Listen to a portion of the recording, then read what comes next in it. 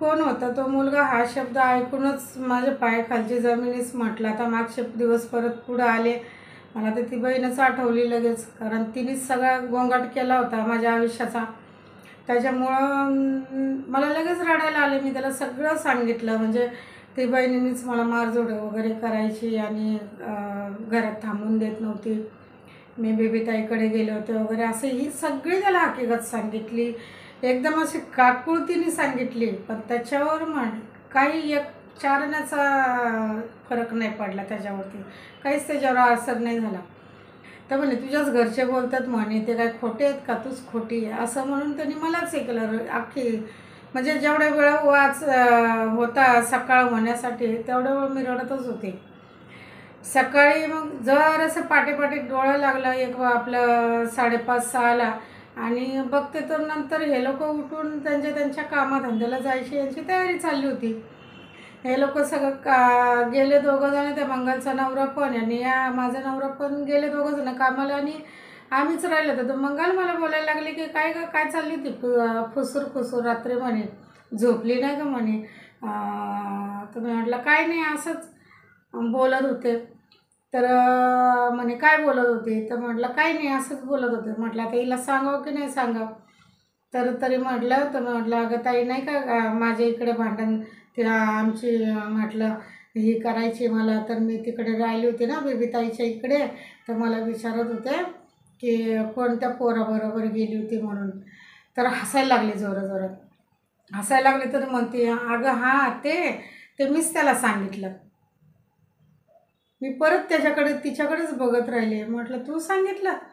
तर मग मग त्याला पण माहिती असायला पाहिजे ना. उलट दुसऱ्यांकडून कळलं नंतर परत कोण बारा लपडी करत बसणार.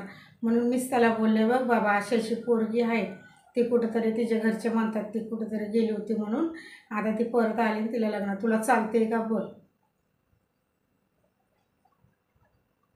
याच्यावरती काय माझं उत्तरच नव्हतं.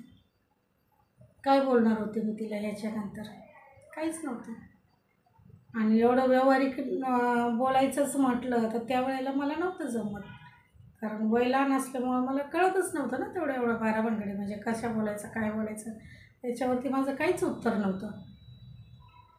तर मी म्हटलं हां ताई तू सांगितलं, पण अगं मी तिकडं कुठंच नव्हते गेले, कोणत्याच पोराबरोबर नव्हते गेले. मी तर त्या बेबीताईच्या इथे त्या मावशीच्या इथं होते. पण ह्या लोकांनीच सगळं वेगळंच हे लावलं. गेली घर सोडून गेली, कोणामागे गेली असं म्हणजे माझंच त्यांनी पूर्ण हे करून टाकलं. तर काय माहिती बाई म्हणली. आता मी पण ऐकलेलंच होतं. मला आता काय खरं काय खोटं परमेश्वराला माहिती. मग परमेश्वराला माहिती आहे तर मग परमेश्वरावरतीच म्हटलं आता सोडून बघेल.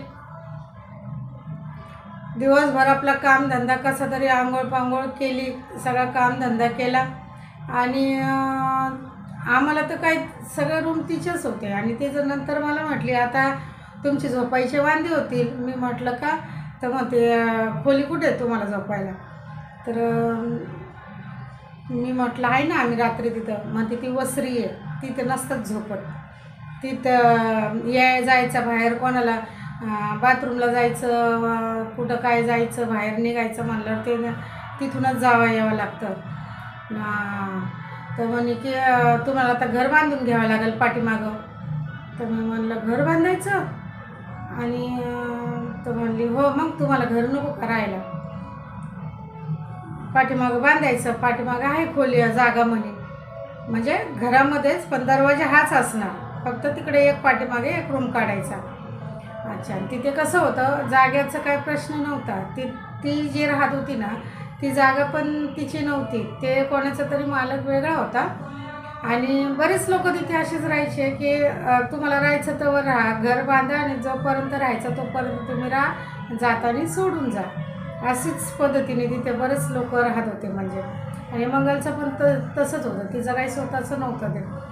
आणि त्याच पद्धतीने बांधायचं होतं आम्हाला पण.